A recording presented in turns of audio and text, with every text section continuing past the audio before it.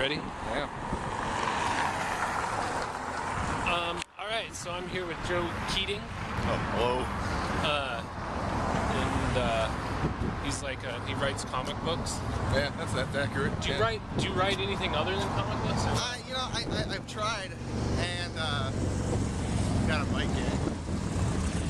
It's a nice day. Yeah, good day for the bike gang.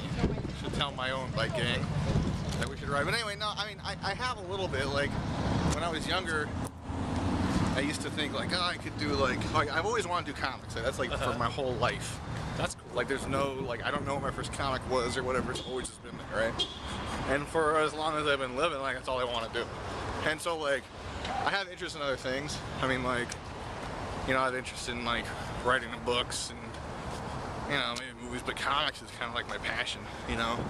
Yeah. Anything else would be like, it would be cool to try that out, you know? Yeah. But comics is like, that's the thing that makes the most sense to me. You know, the thing I'm just most psyched about personally, you know? I guess that makes sense. Yeah. Oh, that's all. It makes sense for me. You know? What? I mean, like, I've read, like, Scott McCloud's book. Right, yeah, understanding stuff, comics like, and stuff, yeah. Yeah, which is really helpful, but I don't know jack about comics, really, you know, like, Right. Well, they're what, awesome, we can start there. The thing that, I think it's overwhelming because, like, there's probably a lot of people like me who, you go to the comic book store and it's like, what am I supposed to read, or how am I supposed to, you know, how do I get into something that's already been around for, you know, 300 books or whatever, you know? Yeah, well, that's what makes it like a good retailer. You know, like out here, we were talking about earlier about Floating World Comics. You know, if you go in there, Jason, the guy who runs the store, he'll like help you out and ask what your favorite movies are or whatever. So if you don't know where to start, usually a good retailer will like be willing to help you out. You know. Okay. So, and plus, yeah, I mean, I don't know. At this day and age, there is comics for everybody. Yeah. I think the issue is more like accessibility and, you know, distribution to potential readership.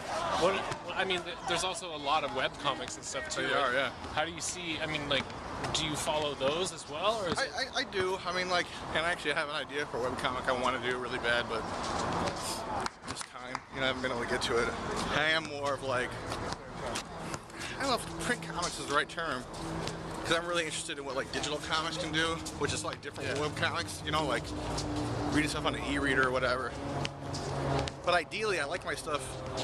It's nice to be held. It's nice to be held, and I just think, in terms of the format itself, you know, people are like, it's all the same on an iPad, but it's not, you know, like, there's certain mechanics of comics and how they're told that kind of gets lost, I guess, in an e-reader thing, you know, like page flips, like, you know, and having like a spread, you know, that kind of gets lost. I'm not saying necessarily one's better than the other. I personally prefer, like, single issue comics, and that's how I write to be read in those installments, and, like, you know, collections are just that, they're collections. And I get that the single issue format is kind of weird for people, you know what I mean? Especially from, like, it's kind of like that show Lost, you know, like, yeah, it's great to sit down and watch 4 days of Lost, so you're caught up, and then you go through it all at once. Right. But it's just like, it's hard to have that resolve. Like, I really want resolve on stuff almost immediately, and comic books don't really give you that resolve. Well, it depends on the comic, though, right? Like, you know, there are self-contained graphic novels. That's like, that's it. Yeah. You know, like Craig Thompson stuff. You know, Blankets Habibi or whatever. Yeah.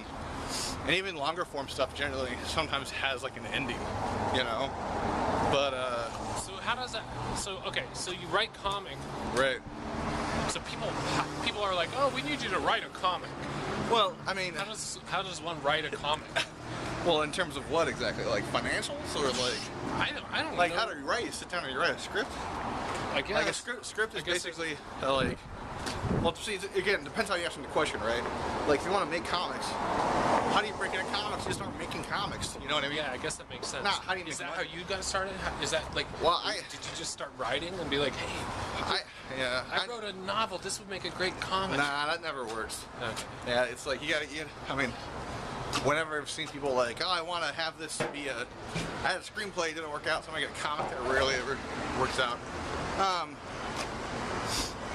My story's kind of like long and convoluted because I didn't know what to do, and a buddy of mine was working in drawing comics, and we were just talking on the phone and just talking about, you know, life or whatever.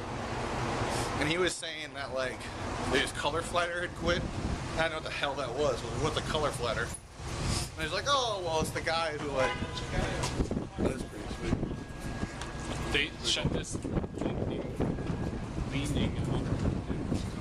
That's pretty sweet. But So yeah, so I know what that was, and he explained it's the guy who like separates the colors for someone else to go in and render them. You make them look like, you know, like they have like surface or whatever. yeah. And I was like, I could do that, you know, whatever. He goes, do you know Photoshop? And I was like, nope, I'll figure it out. So, I think that's how a lot of designers get started. Yeah, it's like, oh, I have no idea what I'm doing. Hopefully. Man, I love old painted signs like that. I know they do a lot of that in this area. Yeah, I dig it. Should we cruise Yeah, this way? let's do it. Yeah, there's some fun stuff down here. So, through doing that, I started to get to know people, you know? Yeah.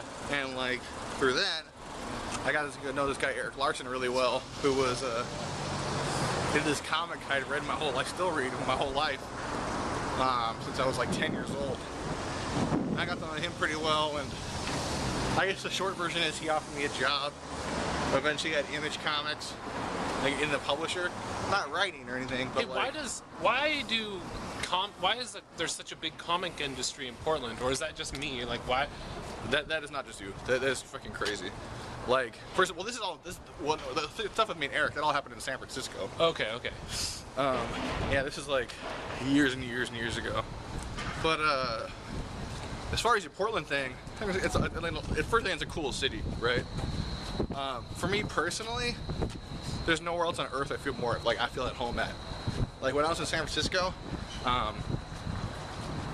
for like 7 years, I never felt like, yeah, here's where I belong. Oh, really? You know, yeah, it always seemed really weird. It always seemed like I was like on a long trip, you know? And I loved it. It's an amazing city, but like it's like Disneyland for grown-ups, you know? Oh, wow. Maybe I should try San Francisco out. Yeah, I don't know. Well, see, that's my thing. I love Portland way more. Like, I love going to San Francisco and checking it out, but otherwise, I don't know. But, so, what was I gonna say? Yeah, Portland. So it's a cool city. It's got a great creative community. The economy kind of sucks. Yeah. But the flip side of that is, like, You don't need a lot of you don't have a lot of money at all. actually going on. You know, because so, you can like- survive for very little. You know, I'm gonna stop this here, and then we'll pick up on the next Okay, sure. tape All right. video.